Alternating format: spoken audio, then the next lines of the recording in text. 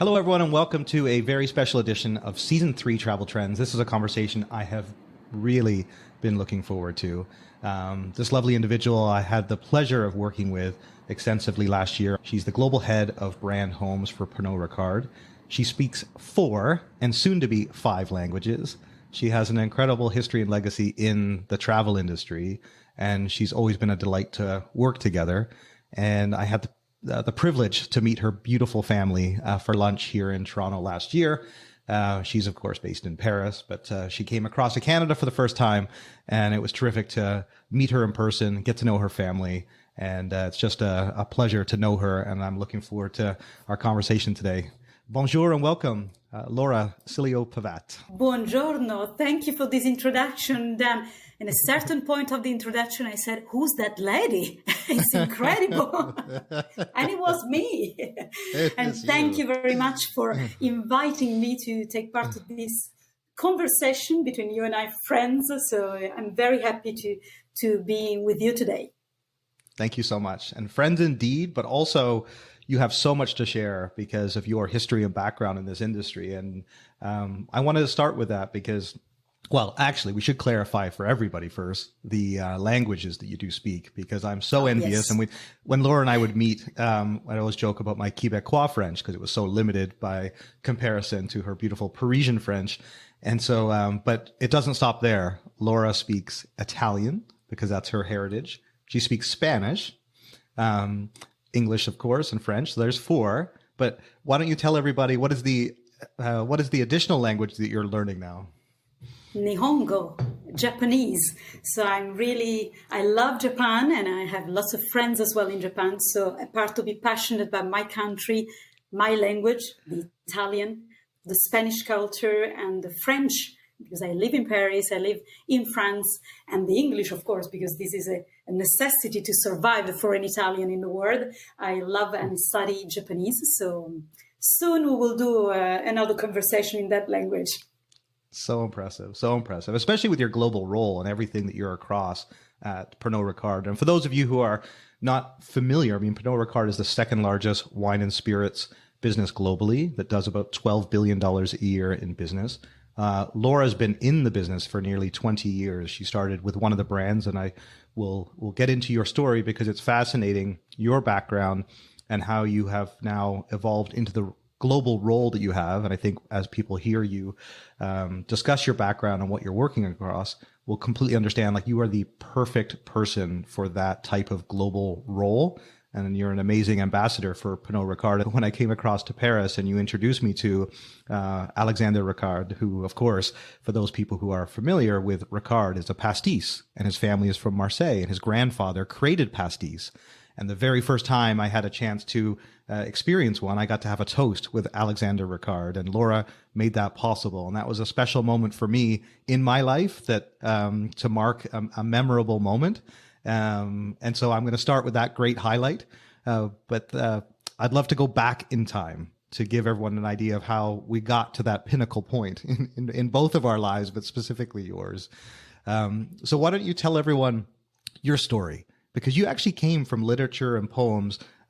You had a really fascinating background before you got into the travel industry. Take us through some of those early days, if you wouldn't mind. Yes, it's a pleasure for me because my life adventure is really surprising, still surprising myself too. I never imagined 23 years ago when I came to France for love, of course, to arrive and work in the spirit and wine and spirit industry. I was teaching at university, literature, as you said, poems. So this is a past heritage and current heritage that we still have, the words, the importance of the words and how the words are connecting souls around the world. And finally, just by accident, because I speak so many languages, so I started guiding tours in cellars in Champagne region. And from there, I'm today. So actually, when I arrived, I just wondered, well, this is a temporary experience. It's fun. It's nice. We are in an international environment that I love.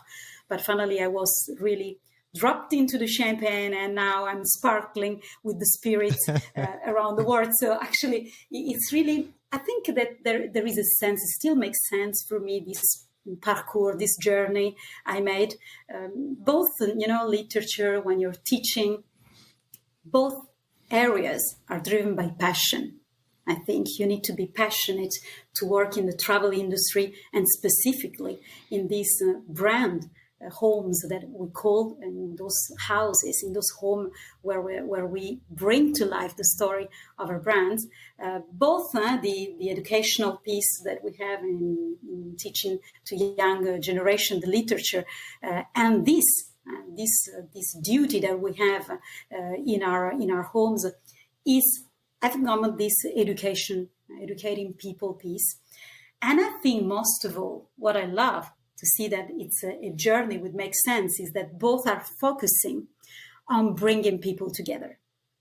When you're teaching you to young generation, young people, and we're receiving millions of visitors in our home, we connect people. So we connect the words. People are internationally traveling, so they're coming to your home for 1 hour, 2 hours to your destination.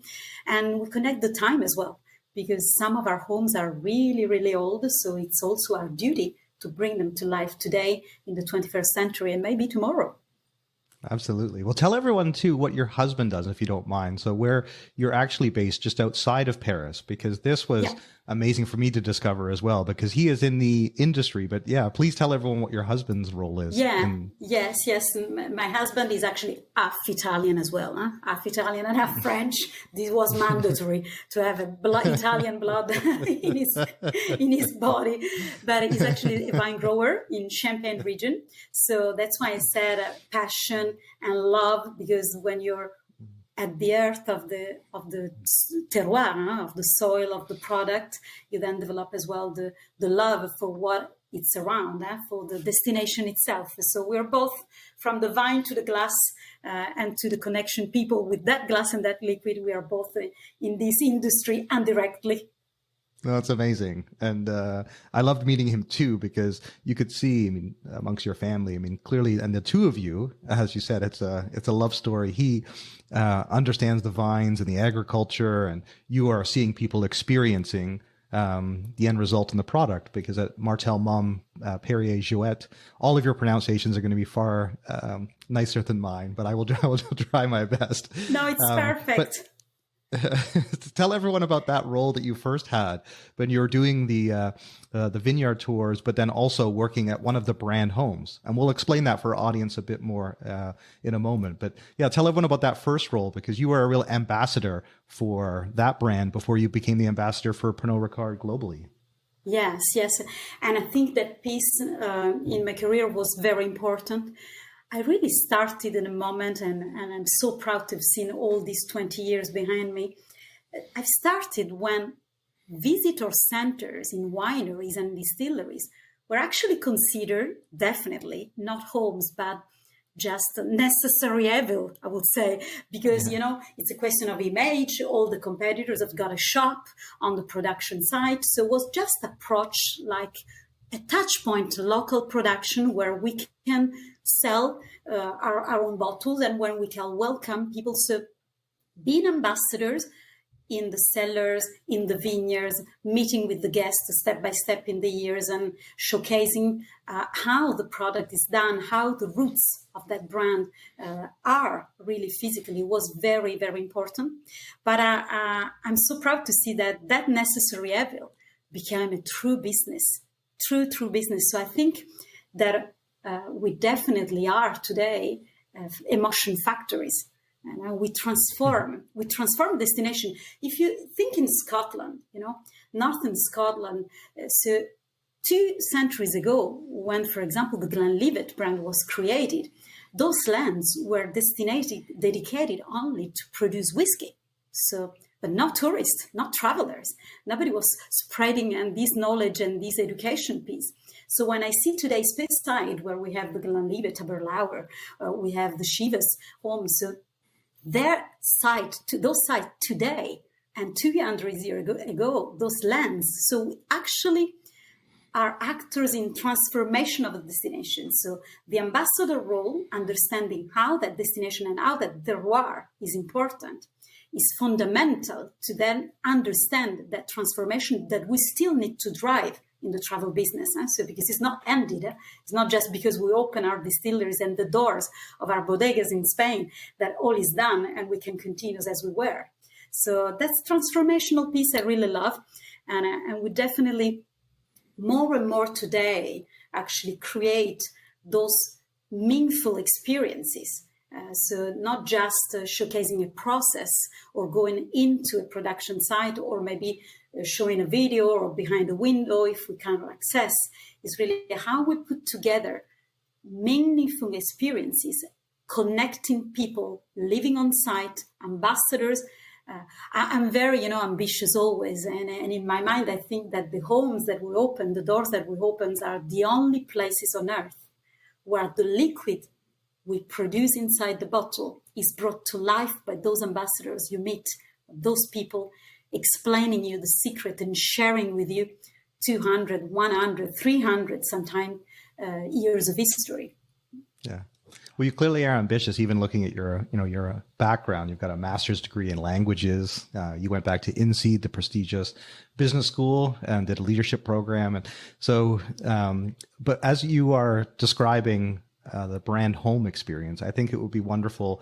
You have taught me a number of things, but two things really stand out. One of them is the concept of a brand home, and the other one is the brand essence of Pernod Ricard, a beautiful French word, Conviviality, that doesn't really have a great translation in English.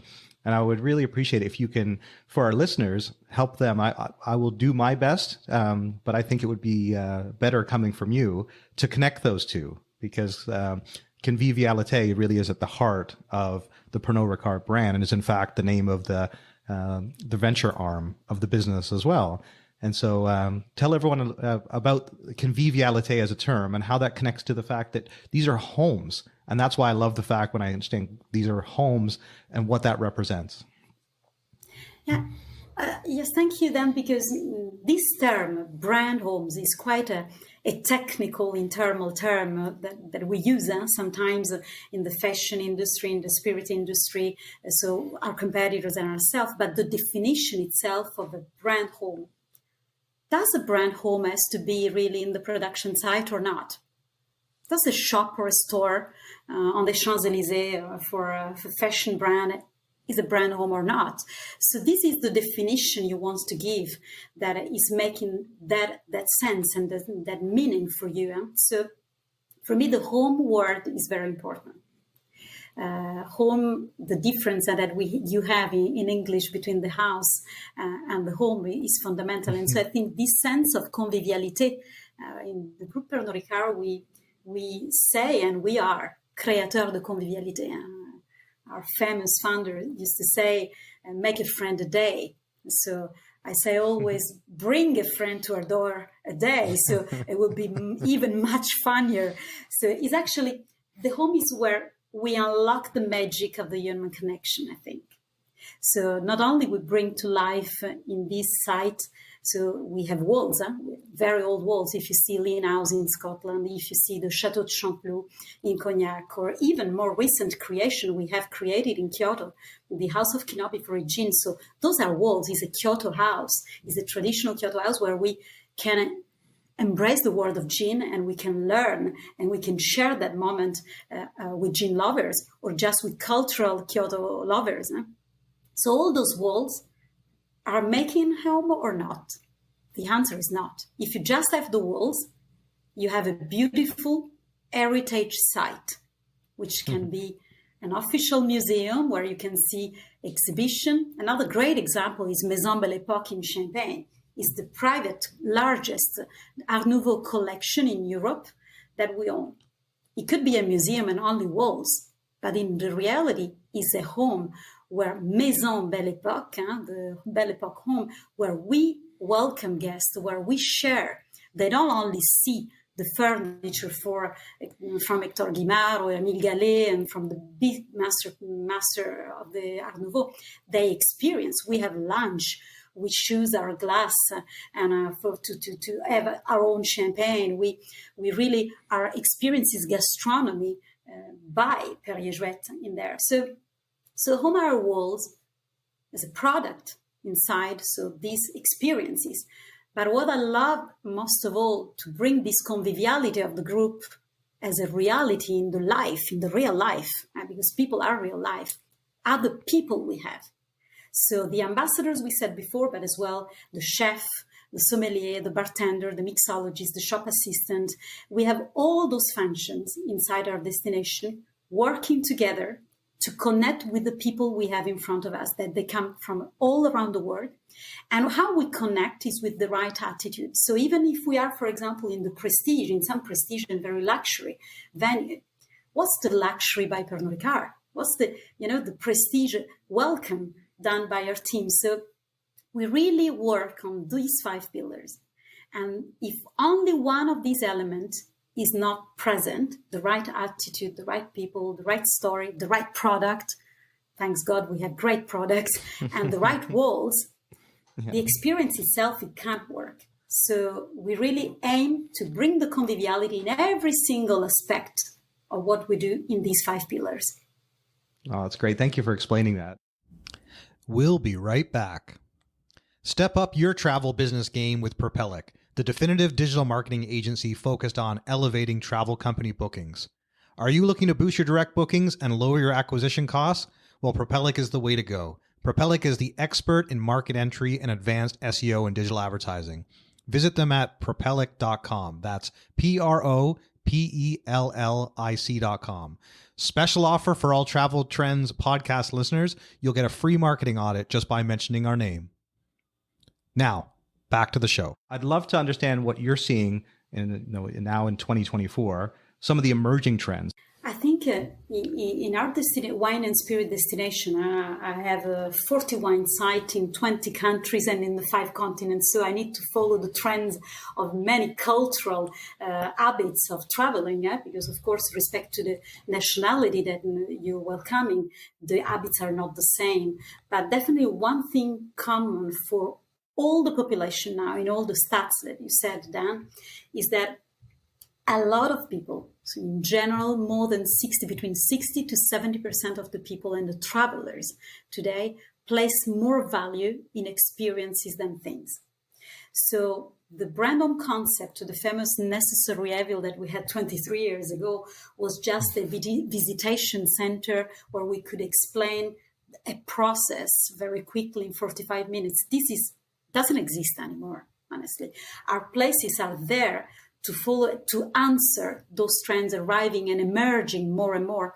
For example, in all our site, we have gin or whiskey academies. We do cocktail classes and master classes. So the interest in how I'm making that cocktail, then I'm tasting in lots of bar. I want to know how it's made. I want to learn. So there is an education piece, and I would say a sort of entertainment, which is more the old way Greek period entertainment, means elevating myself. I'm going to experience something which is memorable for me. And how is memorable is not because I'm making just the wow, because it's the best sunset in the world. It's because I am participating in learning and elevating myself with that experience, learning something new, knowing something, meeting people, and knowing something that maybe is transforming myself. So I don't come back home in the same way when I'm experiencing in one of our brand home. For example, if you go to Inverrochy Gin in Still Bay, it's 3 hours and a half from Cape Town. And someone would say, oh my God, it's been so far, and gin is not so popular. South Africa is much more common to be known as a wine destination. We have also over there a gin academy. People are going to grab the Fynbos, which is a botanical that we can only find in that place of the countries and on earth, and then producing their own gin. So they're maker of that experience. So I think this piece is a trend, is an important emerging trend, how participating to the experience we make people, and how maybe as well we are a little bit out of the path. So there is an emerging trend for me very clearly coming out today, which is I want to discover and to elevate myself, but not to be really in the crowd. Where can I go where others are not going? where other places that others didn't experience, like being the first in discovering somebody. For example, we have an emerging destination in our case as well is Armenia with the Ararat Museum, the brandy, Armenian brandy Ararat. They're proposing a lot of experiences as well over there, because step by step we see that those destinations, a little bit out of the crowd, out of the mass, are really emerging more and more. And so how to be different, to propose something different, link to this elevation and link to the food and drink, to the local community, as you said before, learning something about that local roots of the product, but local community as well. Well, let me share this with you. I was so excited to convey this to you because we haven't caught up in a little while. And when I was at the Virtuoso conference, here was a stat that I actually factored into a future presentation, which was that culinary travel is bigger than ever, and 2024 is all about wine and spirits. 70% of Virtuoso advisors, so Virtuoso, for those people not familiar, higher end luxury travel agents around the world. There's 20,000 Virtuoso agents. There were 5,000 at this conference. And so they have a very clear idea of what their travelers are choosing to purchase. So 70% of Virtuoso advisors have seen an increase in culinary travel, and 20% of clients book trips with food and wine as the focus. 20%, that's 1 out of 5. And so it couldn't be more on point with 2024 in terms of traveler interest. And so I just wanted to acknowledge that because you had the vision. And I'm not mentioning this now just so that people go out and book trips. I'm mentioning it because you had the vision to bring this brand to life. And then we had the chance to collaborate together. So I just wanted to acknowledge that and also say thank you, Laura. I mean, you believed in that concept and you worked diligently to bring it to life. And I know how passionate you are about that brand and how on point it was for the market. So I just wanted to take a moment just to acknowledge that. And we can talk about lots of other trends, but you were spot on because that was literally the first trend I mentioned in my presentation. That's probably because I'm Italian and we always love food and drink. So we try to put the trend and to push it as much as possible. Oh, I love it. I love it. That's so yeah, you're just doing what you do best and the world caught up to you. That's everyone else realized that's what they needed, more Italian in their life. Actually, it's funny you mentioned that too, because of course in the world, we are everywhere. Yeah. Well, 2023, Italy, of course, was the #1 destination for people to travel to. So there's also likely a connection there. People were looking for the good life, as you refer to it. Exactly. But France is not so far. No, for the good life. Very true. We'll be right back. I wanted to let you in on a little secret. I recently had the pleasure of meeting one of the least known but more successful travel AI startups. They are aptly named travelai.com and they are based in Vancouver, Canada. I'm really pleased that they have agreed to be one of our founding sponsors of not only the Travel Trends AI Summit, but also our podcast. Travel AI shares our vision that the applied use of AI is going to disrupt all facets of the travel industry and help users in a more efficient travel market for both the demand and supply sides of our industry. You can learn more about their plans at travelai.com. Now, back to the show. Well, one other trend I wanted to share, and then I'm keen to get your broader perspective, because not only do you see this from, you have a great access to a lot of data and information, and some of which really helped us build out that brand at the time. But Pernod Ricard clearly does a lot of market research, and you have a great understanding and can project forward with looking at these trends and trying to figure out where to invest and where to prioritize business opportunities. So I'd love obviously to share some of that. Clearly, you also travel extensively around the world. So in addition to having access to data and research, you have your own field research. You're spending time in these brand homes. You're speaking to customers. You have a good sense of what travelers are interested in. So I'll share one, and then I'll hand the floor back over to you, because one of the other emerging trends that has come out of the pandemic that was very much highlighted at the Virtuoso conference as well is the concept of wellness. And so, certainly a few factors relate to that, of course, but people coming out of the pandemic, one of the things that they were still desiring is privacy, desire to be connected to nature, and much more of a focus on mental health. And so when you think about what will inspire people to travel, wellness, of course, and wellness actually indexes much similarly. So 1 out of 5 travelers in 2023. So I guess the difference between the stat I first mentioned was that it was literally 20% of clients that are booked for 2024. But looking back on 2023, 1 out of 5 travelers chose wellness for their trip. And obviously that trend is likely to continue to grow in 24 and 25. The one thing that made me laugh, though, is that the type of wellness experiences that they were seeking, of course, there's the spa, but it's actually beyond the spa was what the data was showing, is that people are looking at meditation, people are looking at hiking, and the one that made me laugh was wild swimming. And so I actually didn't know what wild swimming was when it came up. I honestly thought that was like a nudist colony. I figured people were swimming out in the wild. I just figured it was naked swimming. That's what wild swimming sounds like to me. Turns out it's not naked swimming. It is literally just swimming in the ocean, in a lake, in a stream. And a lot of these spas have actually, rather than focusing just on their pools and that, the curated environment, they've tried to embrace the wilderness, the nature, and bring people out to swim in rivers and streams. And that's part of the wellness experience. So it's not as wild as I first thought it was when I heard the term, but it makes more sense now. It's wilderness swimming. But please tell us, Laura, maybe you've been on you and the family have done some wild swimming in the last year, but I'm laughing because the trend is so true, Dan, that you can even imagine that we have yoga classes in our facilities, so in our home. In our home, as I said before, we just not go and follow a process of a product origin to create a gin or to create a whiskey or a champagne.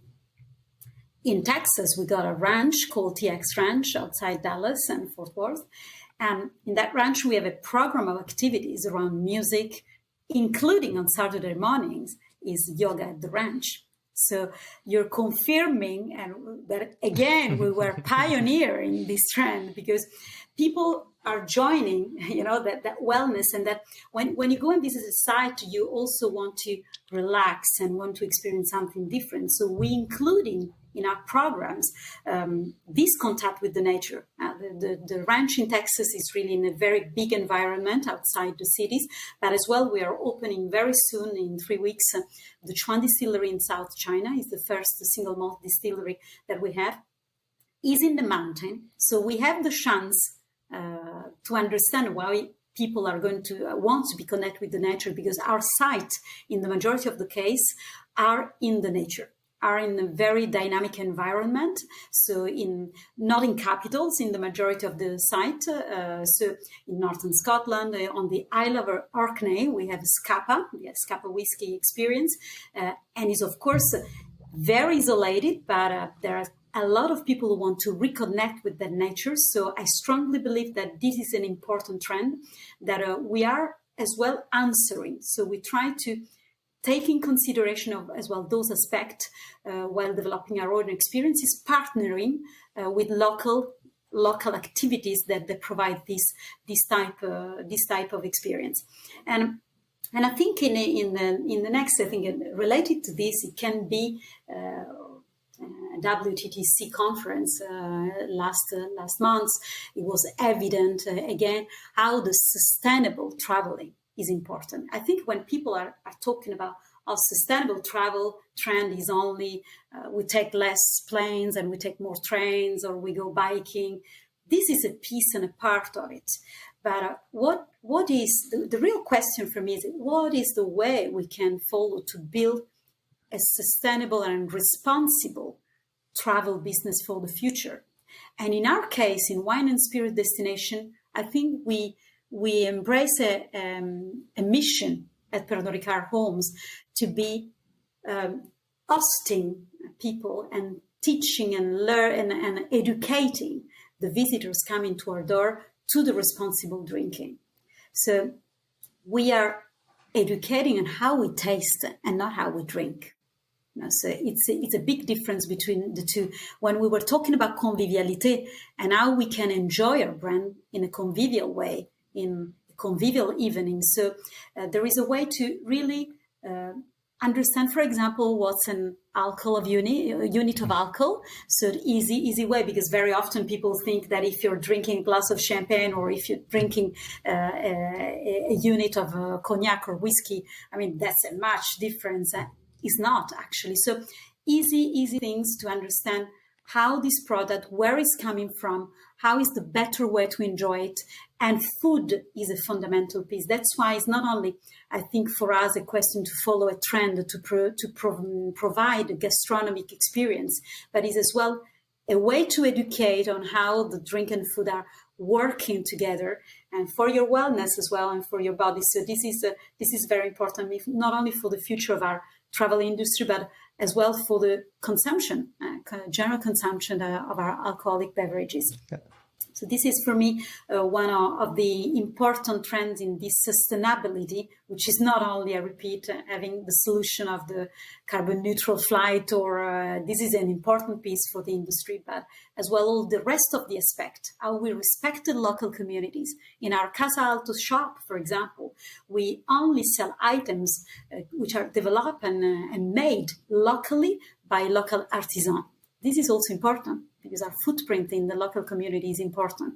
As is important, for example, never starting an experience at 7:30 in the morning where the metro is for people living in that city going to the work. So leave the space to citizens to have their life and be sustainable travelers, respectful. So we used to say always, and we usually say at Pernod Ricard, have a good time from a good place. And so live as well that place in the way even better than how we found it. No, it's terrific. And I couldn't agree with you more on sustainability.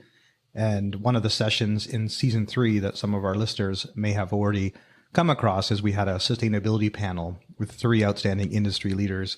I think that also highlights how important sustainability is in 2024 for traveler decision-making that you clearly understand. And I think going back, though, many people would say that they preferred brands that were sustainable or had a mission to be sustainable and had some of those initiatives that you mentioned that, they were moving in that direction. When we used to do focus groups and try to understand traveler intent and what was actually going to drive a purchase, the reality is that it didn't necessarily move the needle. People were not deciding based on sustainability. And I've always asked that in my questions. But the reality is in 2024, it is making a meaningful difference. People are choosing trips or experiences based on sustainability, as you said, the footprint. And one of the other trends that relates to that is traveling near to home. And even when I started working together, I was looking at some of the brand homes that were near me. I'm based in Toronto, and of course, you have a brand home in Niagara.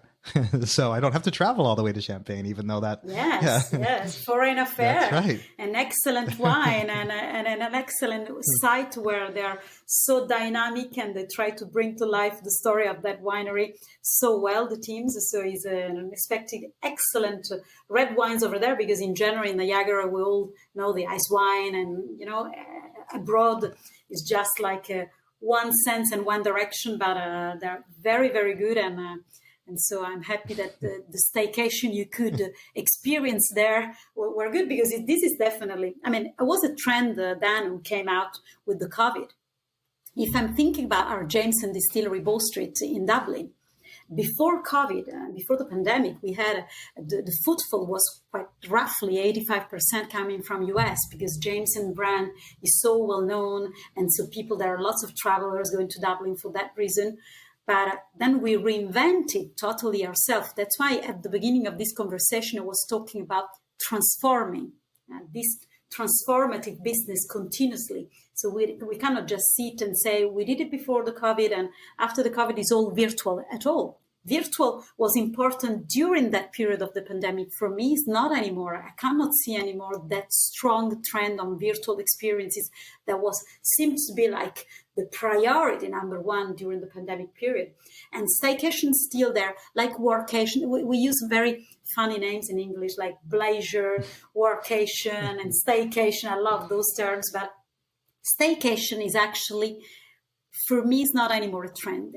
If the places are like our home, Jameson in Dublin, but Beefeater in London, the same, are trying to create programs and activities in these places to really be actors in the local communities, we are bringing multicultural occasions to bring people together. So I will love that staycation trend will stay forever, because it means that it's also sustainable. So, of course, sustainable is not only a question of economies and avoiding hotels or etc. And you can even see, because some hotels are packaging for people living in the cities. So it's not only activities and attractions or experience centers, as we can be, are focusing on staycation, but as well the traditional hotels and hotellery groups are reinventing themselves on that trend. Well, you mentioned at the very beginning of our discussion about experiences, and the reality is that there's experiences around you all the time, even when you're not traveling. And you mentioned some of the younger generation for sure are embracing those opportunities to travel and have experiences. There's a number of things that you've said that really resonated with me, and I just wanted to actually highlight a few of them, because anyone who works in travel should understand and appreciate all of these concepts, because it certainly is how travelers are looking to travel in 2024. Creating emotional connection, that couldn't be more important. The narrative side, so clearly given your background, both with languages and storytelling. So that's obviously, when I finished my last presentation, of the 5 points I had shared was storytelling, the importance of storytelling. You also mentioned creating authentic and meaningful connections, and you specifically did not use the word memorable, which is important as well, because all trips are memorable, but how does it become meaningful is, and authentic? It's really, and one of the other ones that you highlighted too, and you're talking about some of the brand homes, is that they're out of the path destinations. And that is for sure. The majority of travelers, they want to explore like a local, and they want to go away from the crowded places. And I think that even more will be the case for sure in 2024, given some of the revenge resurgence in travel, where we saw some of travel going back to the negative aspects that in your beautiful country of Italy, where Florence and Rome, it was hot, it was overcrowded, and those are the worst aspects of tourism, as we know. But given all of your global travels, I'd love to touch on what you're seeing as you travel around the world, and how you see the travel industry changing, your industry and the travel industry changing. I think it's a big change. I shared a lot in the last weeks and months in lots of conferences with some fellows in the business. I think this is maybe the most changing business and the quickest changing business that I've ever seen, adapting so well. One element that I will maybe highlight that we need strongly to adapt in the travel industry is the training correctly the teams. Everybody's talking in the travel industry about the hospitality staff shortages and how we're going to manage this, because people are going to travel again and again. When I was in Canada last year, but as well, every time I travel, I can see in all the hospitality asset and outlets, people recruiting. And so I think we should take the problem of the shortage and another way around and ask ourselves why people don't want maybe to work anymore, or they're coming out from this business, and how we can reattract. And probably one of the points is about training. So for me, in our industry, putting together our strengths to better train and to update to the training, because you have people in the travel industry who's been trained 20, 30 years ago, but we don't update, so the digital came, the social came, the social reviews, for example, SEO, and how it's important to be present on the net, on the visibility. So all this stuff 20, 30 years ago wasn't in the programs where you were training people working in the travel industry. So I think our common and global duty could be in the destinations, not only to attract to that destination, but to use the training piece, correctly training to the right attitude of the tone of your place, the tone of your home, the right people you want. And you maybe can grab people who never supposed to work as me in the hospitality and travel industry. So I think that's discussing around is not what I want to share is not definitely a destination, far destination to go, or a top place that you that I can see in the trends you should visit before, this climate emergency, because this is as well, this anxiety to visit a place because this is going to be crowded. I listen a lot of people saying, these are the top 10 destinations that everybody should visit because before they're going to be overcrowded.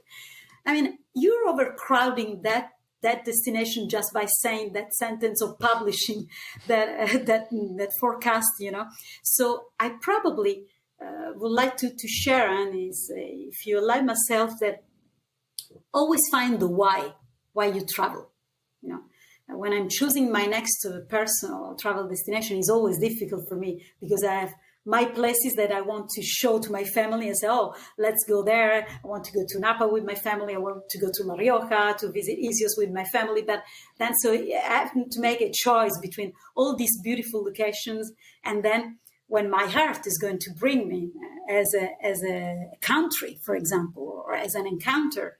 So I think I would suggest that just let the travel while you're planning transform yourself even before starting going on a train, on a car, on a plane. Accept that this is going to change you because it definitely does and it's going to be. So you're going to travel in a very different way and feel, think and say, I would say. When you travel, wherever you choose to go, feel the place.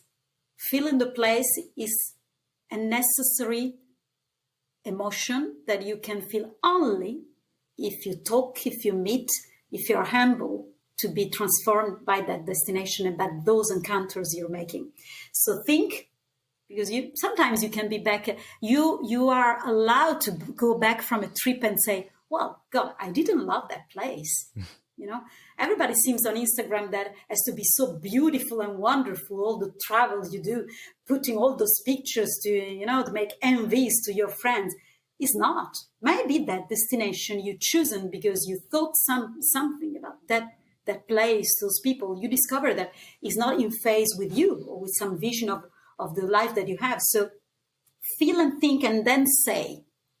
Then say probably not with your phones. I remember that when we were discussing about his campaign, we said once, oh, it would be lovely to say, did it really happen if it's not on Instagram?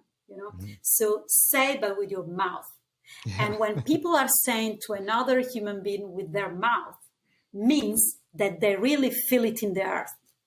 So if you are transformed, you feel that emotion, you remember in your mind, and I'm going to be sure that when you're back home, if you forget a little bit your phone and you connect with the people you meet, for sure you will talk for much longer of that destination and that trip because it will be engraved in your soul.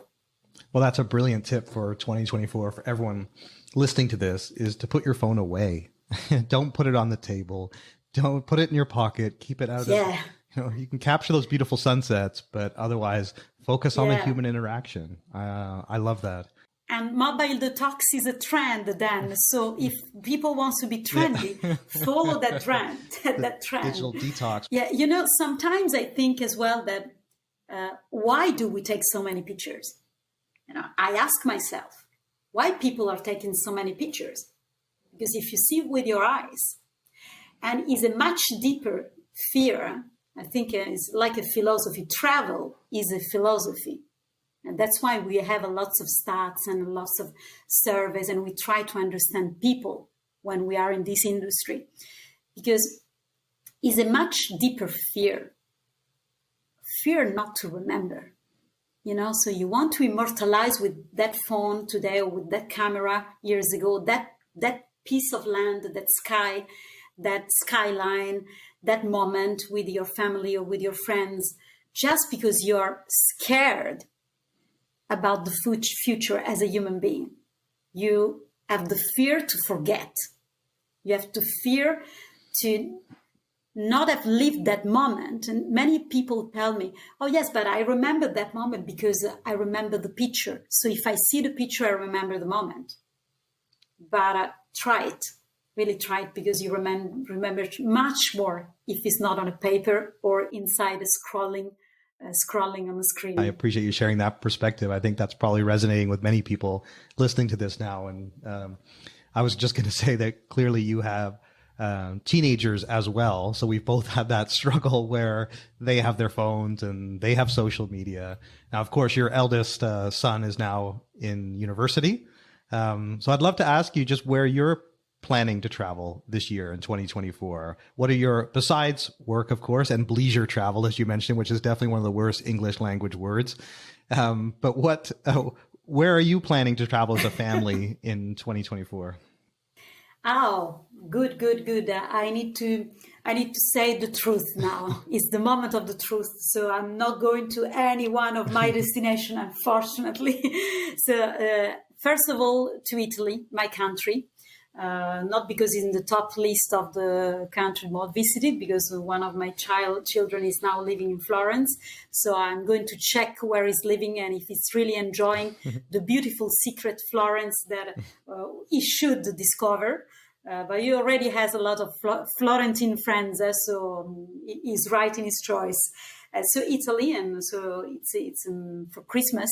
And then more nature. So I'm following the trend then of the nature and trek. And so I'm going to Portugal, discovering another Portugal. I mean, the Portugal of the wine, of course, because there is always a wine destination in our bucket list with my husband. But as well, the Portugal of the surf and on the coast, and the less known coast of Alentejo. Which is in the south-west of the region and in the Cascais and Sintra area. So Portugal will be one of the major destinations of next year to discover how they're doing our competitors Always working, but always loving travel. Yeah. Always. Oh, that's great. Thank you for sharing that. And thank you so much for making the time for this, Laura. It's such a delight to speak to you always, but this has been a particular pleasure today because I adore you greatly. I have huge respect for you, what you've accomplished. It was such a joy and a pleasure to work with you, and hopefully we have the chance to collaborate together in the future. But it's just an honor and a privilege to know you, and so I look forward to seeing you and your family again in Champagne and or in Paris. Actually, just as we're closing out, because I want to obviously give you the last word. But one of the things that was racing through my mind at the beginning of our conversation was the Champagne region in France. And I would love for you to clarify to our audience, because they've probably heard there was a dispute and some, sparkling wine couldn't be called champagne because Champagne is obviously where you are based, is a very special region. And would you mind just giving everyone a clarification what it is, so that as they prepare to celebrate any major events in 2024, that they pick up the right bottle and the right glass to enjoy and toast an occasion? Of course, they need to grab a great bottle of Mumm or Perrier-Jouet to celebrate 2024. I mean, it's the French year, it's the Jeux Olympiques. The Olympic Games are taking place in France, so there's no other brand than Champagne to celebrate. That's true, and Champagne region is an appellation, so it's very important. I'm Italian, and we do a lot of great sparkling in Italy, and they're doing great sparkling in Napa. Mumm Napa, it's part of our group. It's the sparkling. The name Mumm is because it was founded by the Mumm brand in France late in the 90s over there. So I think why it's unique, and I suggest all the other sparkling region not to fight anymore, because it's a summary of elements. It's a climate, it's a soil and terroir piece, it's a legislation. So it's the way we grow the vines. The technique we use to cut those wines, the la taille, is only picked by hand. So there are a lot of elements that you cannot replicate in another place of the world. So I always say that instead to fight and to strive to call it champagne everywhere in the world, champagne is only coming from this area of the world. 34,000 hectares is very limited area, but in the other places, they've got other typicity, other characteristics. So if everybody is going to be more concentrated on its own region and its own area, they will be successful. And Champagne, it wasn't done in 2 days. It's late at the end of the 18th century. So it took a long time to bring that international rayonnement to that drink. So, and that's why I choose to live here. if it's my last word, I mean, love and champagne are going very well together. I was so lucky to find both in the same place. Oh, that's wonderful. I actually have a bottle downstairs that was given as a gift at the Virtuoso conference. I am going to open that tonight, and I will give a toast to you and this conversation that we've had today. A toast to you and your family, and hopefully we'll have a chance to do that again in Thank you. This year sometime. Yes, wherever you are, I'm sure that in the 40 destinations I have, you can find your own bottle in US, in Asia, in Asian Pacific, and in Europe to celebrate in the right way. Awesome. Just in closing then, please tell everyone where they can actually find more about you. Obviously, they can likely connect with you on LinkedIn, but how they can connect with you, but specifically on these travel opportunities, given our audience. And then also where, from the conversation we've had today, people can actually go and learn more, because I remember trying to figure out where the brand homes were and finding on the website and then trying to find the location. So I'd love for people to leave this conversation with a really good understanding of how they can actually go and have one of these experiences. There are two very easy ways to connect with our site. If you are more on social, the word Pernod Ricard is opening you the door of the secret of the wine and spirit destination we have, because on the Instagram page of Pernod Ricard, we have created Instagram guides, the Insta guides. And those guides are per area, geographical area. So you can find all our homes on Instagram, on the social Pernod Ricard page, but as well on the internet webpage of pernodricard.com, www.pernodricard.com. You can find our homes. So under our brands, you can discover all the destination, again, by region or by drink category. So as well, if you're a whiskey or gin lover or champagne lover, you can easily access to this information, and our doors will be open for all of you. Fantastic. Appreciate that, Laura. Thank you so much for being here. And such a pleasure to have you. Any other final words before we sign off for our listeners? Yes, Dan, thank you. Thank to you, particularly because it was a pleasure for me to share my passion, but as well discuss openly with you and with all these trends, but as well all the sincerity of the business we're building, because it's thanks to this conversation that I'm sure that we can bring things further and in a more meaningful way. Oh, thank you so much. Thank you, Dan. And please definitely, you can connect with Laura on LinkedIn, because she is going to continue to be a leader in this space. She provides a lot of updates from her travels. So be sure to connect with her there and follow her journeys, as I do. And I hope everyone benefited immensely from this discussion. Thanks everyone for joining this episode of Travel Trends. We look forward to having you on the next edition.